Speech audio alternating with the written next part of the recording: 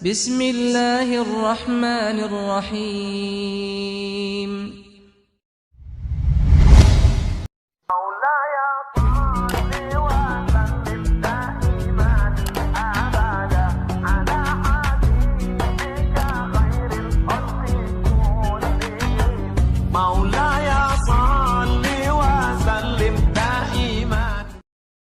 Jadi saya meminta hari ini kepada Pak Husni untuk fokus ya, Pak Husni, saya meminta untuk ke arah bagaimana metodologi latar belakang buku ini, kan Pak Husni yang menerjemahkan tentu lebih paham. Nanti yang kedua, Ustadz Rahman saya minta lebih spesifik untuk isi gitu dari sisi konten lain. Nah, sekarang kita akan masuk ke pembicara kita yang kedua, yaitu Bapak Ustadz Dr. Muhammad Rahman. Beliau juga akan memberikan persepsi yang lain atau masukan yang lain, jadi semoga bisa memperkaya gitu. Memang paling enak dapat bocorannya dulu baru kita baca gitu. Kadang-kadang kalau kita baca dulu kita nggak ngerti gitu kan. Apalagi ini babnya bab buku-buku seperti ini. Silakan Pak Ustadz untuk menampilkan 30 menit Pak Ustadz. Ya, baik. Assalamualaikum warahmatullahi wabarakatuh. Suara saya kedengaran, Mas Moderator? Kedengaran jelas, Ustaz. Alhamdulillah. Bapak dan Ibu sekalian, peserta kajian BKT, terutama yang kami hormati Ketua Yayasan BKT, Bapak Rinaldi, kemudian narasumber kita yang pertama yaitu Dr. Husni Mubarak, beserta moderator Bapak Maulana Yusuf MSI.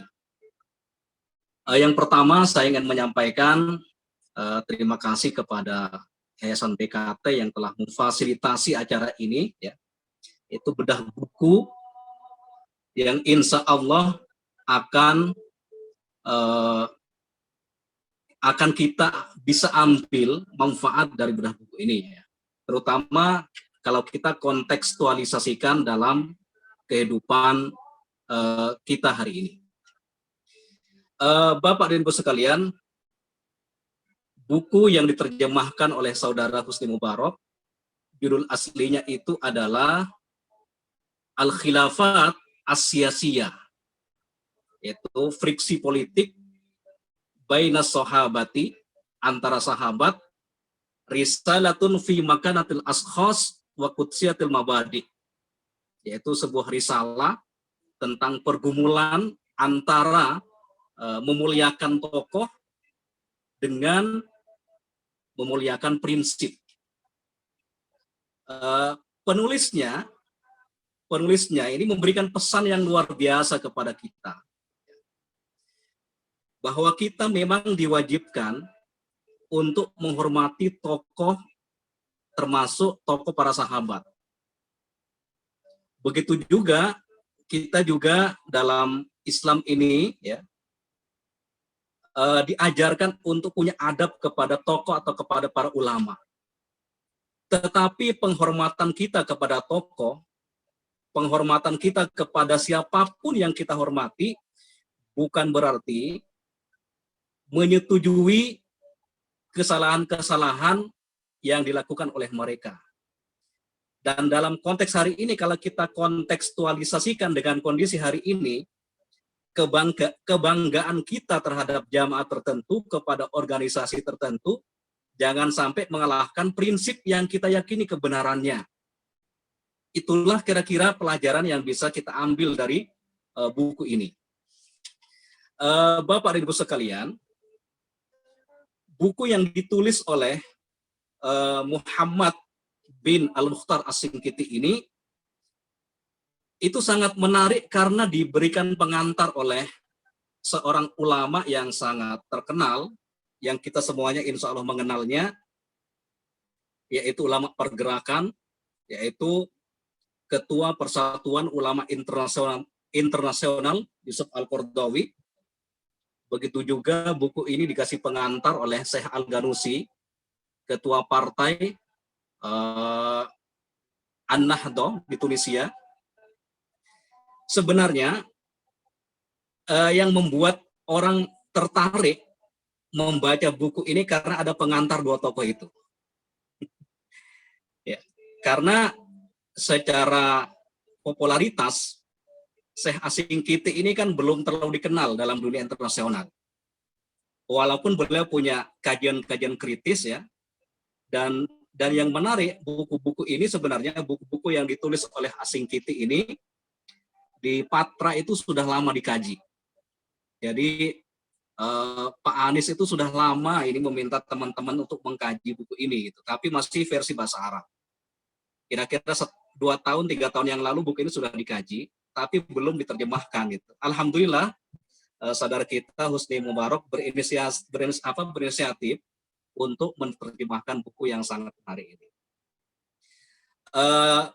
Bapak dan Ibu sekalian, terkait sahabat, sebenarnya kita tidak meragukan keagungan dan posisi sahabat di sisi Allah Subhanahu wa taala. Karena kalau kita membaca beberapa ayat Al-Qur'an, banyak pujian-pujian terhadap para sahabat. Baik itu pujian secara umum, secara khusus, baik itu kontribusi sahabat dalam peperangan, perang Badar, perang Ahzab, dan seterusnya. Di antara pujian Allah Subhanahu wa taala kepada para sahabat adalah yaitu dalam surat At-Taubah ayat 100. Allah Subhanahu wa taala berfirman, "Was-sabiqunal awwalun minal muhajirin wal ansor wallazina tabauhum bi ihsanin radhiyallahu anhum wa radu anhu." Jadi mereka para sahabat adalah orang-orang yang ridho kepada Allah dan mereka diridhoi oleh Allah Subhanahu wa taala. Dalam bab ini kita semuanya tidak ada masalah. Kita semuanya bersepakat bahwa sahabat adalah manusia yang terbaik setelah Rasulullah Shallallahu Alaihi Wasallam. Akan tetapi, walaupun para sahabat ini mendapatkan banyak pujian dari Allah Subhanahu Wa Taala, para ulama ahlu sunnah wal jamaah tidak ada yang mengatakan sahabat itu maksum.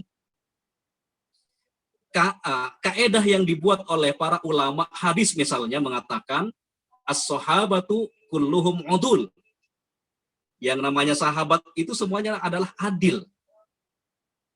Inilah yang membedakan antara ahlu sunnah wal jamaah dengan Syiah. Karena Syiah punya prinsip bahwasanya ulama-ulama mereka yang tergabung dalam wilayatul faqih adalah maksum. Tapi prinsip atau kaedah yang dibuat oleh para ulama ahlu sunnah wal jamaah mengatakan sahabat itu hanya pada level adil. Dan adil dalam perspektif Yusuf Al-Qaradawi itu beliau mengatakan al-adalah itu maksudnya adalah annahum la yukazzibuna ala Rasulillah. Sahabat itu dikatakan adil karena tidak berdusta atas nama Rasulullah Sallallahu Alaihi Wasallam. Itu dalam perspektif Yusuf Al-Qaradawi. Tetapi kalau kita menggunakan adil dalam perspektif ilmu hadis, adil itu adalah kaunuhu ayyakuna musliman balighan aqilan ghaira fasikin ghaira mahrumil muru'ah. Dia seorang muslim ya. Musliman balighan yang balik ghaira fasikin tidak fasik wa ghaira mahrumil muru'ah. Tidak memiliki sifat-sifat yang tercela. Itu dalam perspektif ilmu hadis. Oleh karenanya Bapak dan Ibu sekalian, Al-Qaradawi itu memuji Asingkiti yang dalam metodologinya, dalam manhaj membahas sahabat atau friksi sahabat ini, beliau menggabungkan antara al-ilmu wal adalah, kapasitas keilmuan dan juga sikap adil.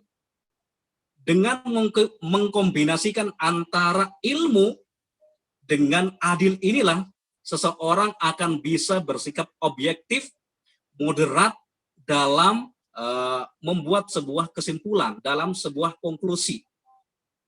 Itulah apa yang metode yang diambil atau ditempuh oleh Muhammad Mukhtar As-Singkiti. Oleh karenanya Al-Qardawi itu tidak setuju kepada pendapatnya Syekh Munir Muhammad Al-Ghotban. Dalam muqaddimahnya ini, dalam pengantarnya, Syekh Al-Qardawi juga mengkritik Dr. Munir Muhammad Al-Ghotban. Beliau ini pasti sangat kita kenal, ya, karena beliau menulis Al-Manhaj Al-Haraki, ya, Manhaj Haraki Lis-Sirah An-Nabawiyah, ya, yang beliau itu meninggal tahun 2014, sekitar 6 tahun yang lalu, ya, beliau meninggal dunia, ya. Jadi apa yang membuat Syekh Al-Qardawi mengkritik Al-Ghotban? Al-Ghotban ini mengkritisi As-Singkiti karena Syekh As-Singkiti ini, atau pemikir As-Singkiti ini mengatakan bahwa Muawiyah lah orang yang paling bertanggung jawab,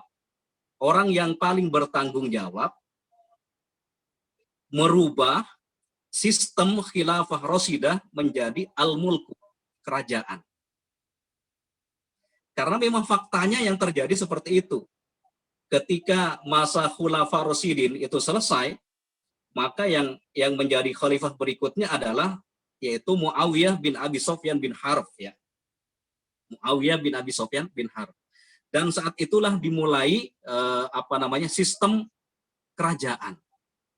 Dan Syekh Singkiti mengatakan bahwa orang yang bertanggung jawab, ya, terhadap perubahan sistem khilafah Rasidah menjadi kerajaan itu adalah Muawiyah. Inilah yang menjadi kritik Al-Ghotban. Tetapi Al-Qardawi mendukung As-Singkiti dengan kesimpulannya itu. Begitu juga Syekh Al-Qardawi itu mengkritik Syekh Al-Ghanusi. Syekh Al-Ghanusi ini kan kalau kita kenal sekarang kan seorang pembaharu dari Tunis, ya, punya partai politik, yang partai politiknya itu sudah di kalangan Islamis itu sudah dianggap sekuler barangkali, karena terma-terma dakwah itu sudah nggak ada gitu, ya, hanya membahas masalah terma-terma ekonomi, pembangunan dan seterusnya. Tapi Syekh Ghanusi ini, ya, itu mengkritik Syekh Singkiti yang hanya merujuk kepada Ibnu Taimiyah, terutama dalam kitab Majmu'atul Fatawa dan kitabnya Minhajus Sunnah An-Nabawiyah fi Naqdi Kalamis Syiah wal Qadariyah, begitu kan.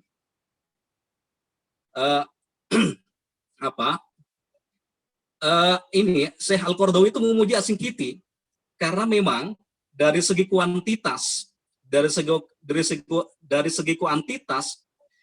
buku-buku yang ditulis oleh Imam Ibnu Taimiyah itu sangat banyak terkait dengan pembahasan sahabat secara khusus, terutama dalam kitab Minhajus Sunnah yang membantah paham Syiah dan Qadariyah. Bapak dan Ibu sekalian yang dirahmati Allah Subhanahu wa taala, As-Singkiti itu membuat 22 kaedah.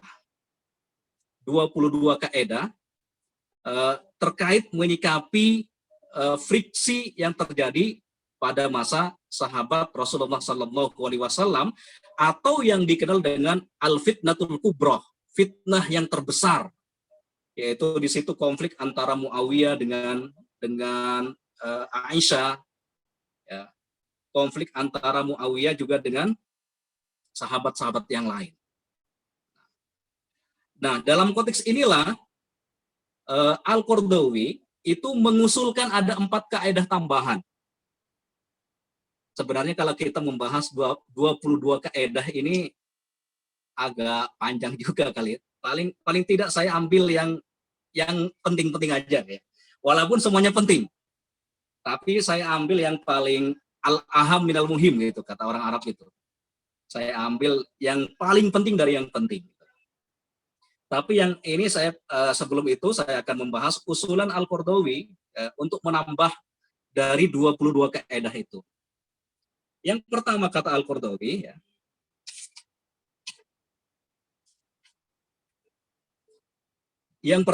kaidah yang pertama yang diusulkan oleh Al-Qardawi kepada As-Singkiti adalah khairiyatu al-qurun al-ula.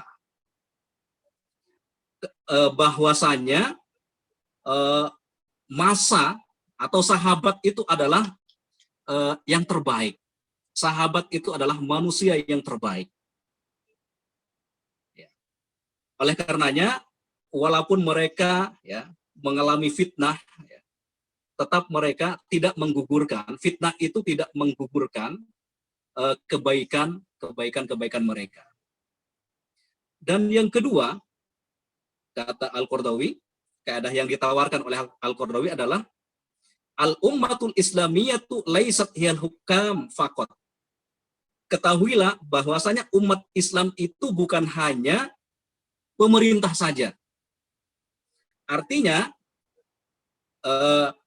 yang ada dalam sejarah Islam itu kan terkait dengan pemerintahan. Jarang dibahas problematika rakyat biasa. Oleh karenanya kata Al-Qardawi, kalau kita menggunakan perspektif umat Islam itu dari zaman ke zaman itu baik, dalam kondisi baik. Rakyat biasa itu dari zaman ke zaman, dari zaman Rasulullah, zaman sahabat, sekarang itu adalah baik. Oleh karenanya, biar adil kata Dr. Yusuf Al-Qardawi, yang menjadi parameter kita itu adalah bukan hanya penguasanya. Karena yang namanya penguasa itu kadang adil, kadang zolim, ya, kadang bisa mengalami kemajuan, kadang juga kemunduran. Itu hal biasa. Oleh karenanya kata Al-Qardawi, menilai sejarah itu bukan hanya melihat pemerintah saja, tetapi melihat keseluruhan umat Islam sebagai khairu ummah, sebagai umat yang terbaik. Kemudian yang ketiga, kata Yusuf Al-Qardawi, al-Islamu huwa al-marja' al-a'la lil ummah. Yang menjadi parameter utama umat ini adalah Islam itu sendiri. Artinya ketika di suatu zaman ada masalah terhadap tokoh, ada tokoh Islam yang tidak sesuai dengan prinsip-prinsip ajaran Islam, maka yang menjadi pegangan adalah ajaran Islam itu sendiri. Ini prinsip yang ditawarkan oleh Dr. Yusuf Al-Qardawi. Dan yang keempat, tawaran kaidah yang dilakukan oleh Al-Qardawi adalah taqyimul ahdas fi itoriha az-zamani. Terjemahannya adalah menilai peristiwa itu dalam konteks zamannya. Menilai peristiwa itu dalam konteks zamannya. Kalau di zaman Muawiyah itu adalah zaman otoriter, zaman otoriter, ya, bukan zaman demokrasi seperti yang kita alami sekarang. Oleh karenanya dalam memandang zaman itu adalah perspektif zaman itu. Artinya apa? Kalau kita menggunakan perspektif zaman itu, ya, kalau kita menggunakan perspektif zaman itu, walaupun Muawiyah katakanlah melakukan kesalahan, tetapi Muawiyah adalah bisa dikatakan penguasa yang paling adil jika dibandingkan dengan penguasa-penguasa yang lain pada zaman itu. Karena konteksnya pada zaman itu adalah zaman otoriter. Oleh karenanya Imam Ibnu Taimiyah mengatakan, ya, Muawiyah itu adalah afdalu wa a'dalu mimman ba'dahu minal muluk. Muawiyah tentu lebih utama, lebih adil daripada penguasa-penguasa setelahnya. Wal mustasna minhu Umar bin Abdul Aziz, tetapi yang menjadi pengecualian adalah Umar bin Abdul Aziz karena dianggap sebagai khalifah yang kelima dari Khulafa ar-Rasyidin. Oleh karenanya dalam konteks ini adalah Ibnu Khaldun mengatakan bahwa Muawiyah itu layak disandingkan dengan Khulafa ar-Rasyidin karena keutamaan sahabat wa husni siratihi, dan kebaikan orangnya. Walaupun tentu Muawiyah itu ada kesalahan-kesalahan yang dilakukan. Ya. Oleh karenanya Al-Qardawi mengatakan membaca Muawiyah itu harus menggunakan perspektif latar belakang latar belakang pada waktu itu. Karena kalau kita menggunakan perspektif demokrasi yang kita alami sekarang, yang kita yakini sekarang adalah tentu Muawiyah itu nggak ada benarnya begitu. Oleh karenanya Al-Qardawi mengatakan kita itu harus membaca berdasarkan konteksnya pada waktu itu sehingga kita tidak terjebak kepada ekstrim, baik itu ekstrim kanan maupun ekstrim kiri. Ekstrim kanan itu adalah kelompok yang membela Muawiyah tanpa ada celah, atau kelompok ekstrim kiri, Muawiyah itu tidak ada kemuliaannya sama sekali. Oleh karenanya Ahlussunnah wal Jamaah itu selalu mengajarkan kepada kita at-tawassut. Itulah yang dikenal dengan wasatiyatul Islam, yaitu moderasi Islam. Bapak dan Ibu sekalian, kemudian di antara kaedah langsung masuk ke kaedah ya. Saya pilih beberapa kaedah yang penting ya. Saya acak saja, tidak harus dari urut pertama. Di antara kaedah yang penting itu adalah kaedah yang ke-14. Konsentrasi pada faktor internal. Maksudnya adalah dalam memahami friksi yang terjadi pada masa sahabat itu tidak melulu melihat faktor eksternal. Karena yang kita pelajari dalam sejarah, itu yang melulu disalahkan adalah konspirasi Ibnu Saba. Konspirasi melulu gitu kan.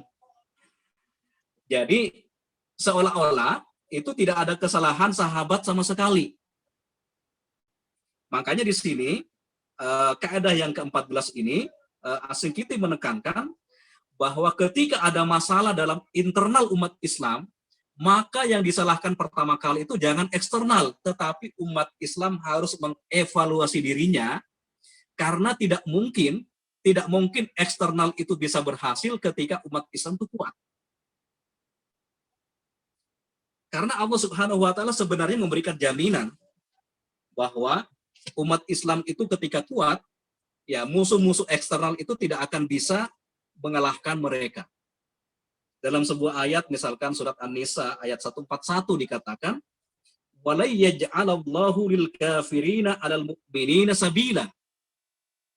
Allah Subhanahu wa taala tidak akan memberikan jalan kepada orang-orang kafir untuk mengalahkan orang-orang yang beriman. Itu artinya ketika orang-orang beriman itu kuat, apapun usaha dari eksternal untuk merusak, mencabik-cabik kekuatan kaum muslimin, maka itu tidak akan berhasil. Oleh karenanya, As-Shinqiti ini menawarkan atau memberikan sebuah resolusi. Ketika ada friksi di antara umat Islam, maka yang menjadi evaluasi pertama adalah internal umat Islam itu sendiri. Dalam konteks sahabat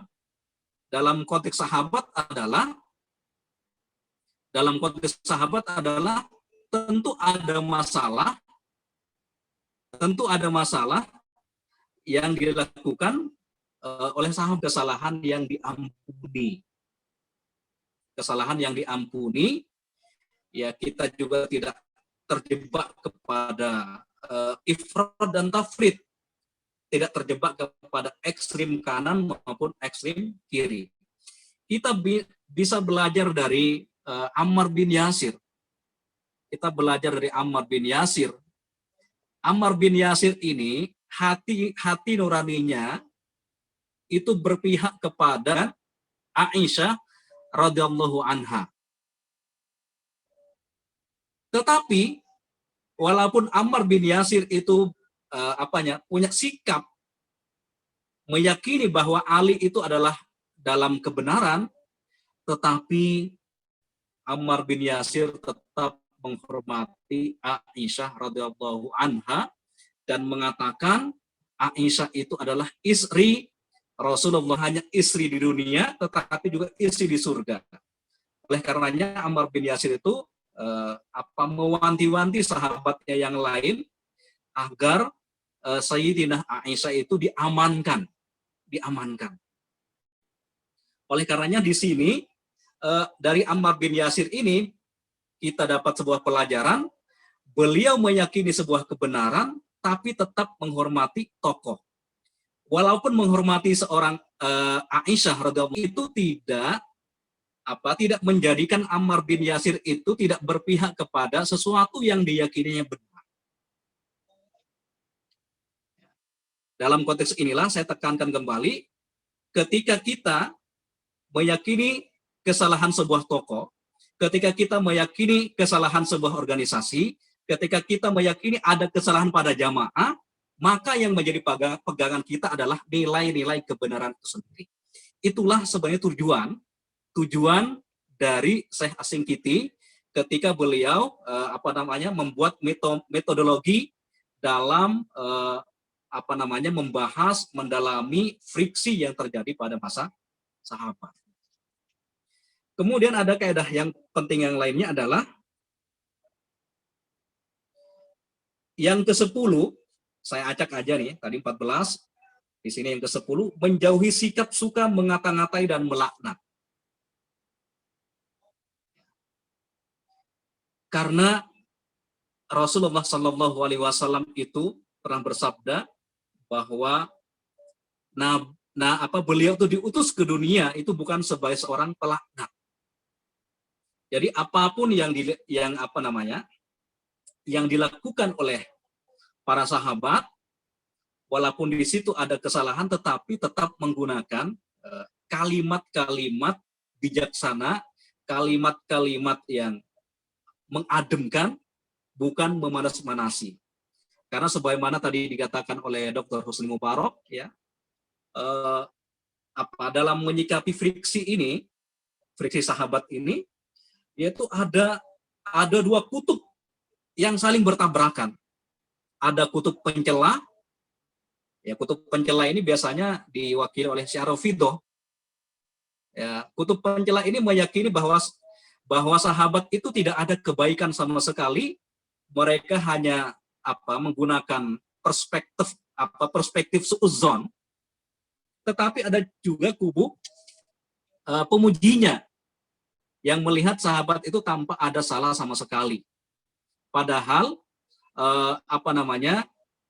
Imam Malik itu pernah berkata, kullu alimin yu'khazu qauluhu wa yutraku qauluhu ilal maksum. Setiap seorang alim, setiap manusia itu pendapatnya itu bisa diambil dan bisa juga ditolak kecuali al-maksum, Rasulullah Shallallahu Alaihi Wasallam. Oleh karenanya, sekali lagi yang membedakan antara Sunni dengan Syiah itu, ya, kalau Sunni itu menyatakan sahabat itu adalah orang-orang yang adil, sementara sikap ismah atau maksum itu dikembangkan dalam wilayatul faqih, yang konsep kepemimpinan Syiah begitu. Bapak dan Ibu sekalian yang dirahmati Allah Subhanahu wa taala. Kemudian ada kaidah yang ketiga di sini. Membedakan antara dosa yang diampuni dan ikhtiar yang dipuji. Tadi di antara yang dikritisi oleh Dr. As-Singkiti itu adalah ada beberapa warisan sahabat, maksudnya warisan-warisan jahiliyah yang masih melekat pada diri sahabat. Dan itu sesuatu yang wajar. Maksudnya warisan di sini bukan terkait dengan tauhid. Bukan terkait dengan tauhid. Bukan terkait dengan ubudiyah. Tetapi warisan di sini terkait dengan watak, ya. Watak otoriter, watak yang kadang suka berperang, ya. Itulah kadang yang cara menghilangkannya itu butuh waktu. Oleh karenanya di sini, ya, kita sebagai peneliti atau sebagai umat Rasulullah di sini harus bisa membedakan mana dosa diampuni dan ikhtiar yang dipuji. Ya. Artinya selama kesalahan-kesalahan itu bersifat manusiawi, maka apapun yang dilakukan mereka adalah masih sebatas kenormalan sebagai manusia. Yang terakhir kali ya, dalam konteks ini, dalam konteks fikih sahabat ini ada kaidah yang ke-22 ya. Kaidah yang ke-22 biar penutupnya langsung, walaupun ada banyak kaidah yang belum terbaca gitu. Nanti insya Allah kalau dijelaskan hari ini semuanya bukunya nggak laku nanti. Jadi al-hukmu bizawahir wallahu yatawalla bisarair. Dalam menghukumi seseorang itu adalah zohirnya, penampakannya. Adapun maksud hatinya itu adalah urusan Allah Subhanahu wa taala. Dalam konteks Muawiyah di sini ya. Muawiyah itu adalah orang yang dikatakan punya hasrat kekuasaan. Punya hasrat kekuasaan. Dan beliau juga secara zohir itu adalah orang yang pertama kali mengubah sistem khilafah Rasyidah menjadi al-mulk.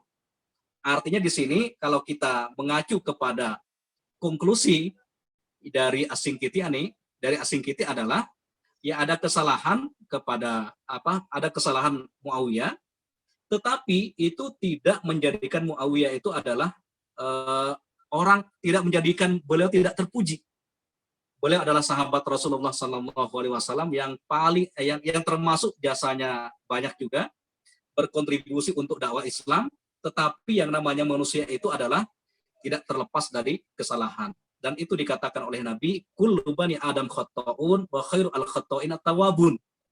Setiap manusia itu pasti pernah melakukan kesalahan, tapi sebaik-baik orang yang melakukan kesalahan adalah orang-orang yang bertaubat kepada Allah Subhanahu wa taala. Barangkali itu yang bisa saya sampaikan sebagai mukadimah diskusi pada malam hari ini. Selanjutnya saya serahkan kepada Bapak Moderator, Bapak Maulana Yusuf. Terima kasih. Assalamualaikum warahmatullahi wabarakatuh. Waalaikumsalam warahmatullahi wabarakatuh. Terima kasih pada Ustadz Rahman. Alhamdulillah kedua pembicara sudah menyampaikan ya tadi masukan bedah bukunya ya dari Ustadz Rahman. Tadi saya hitung ada 6 ya, ada 7 termasuk yang disampaikan oleh tambahan ya dari Ustadz Kordowi terkait dengan indikator terkait dengan kaidah yang disampaikan.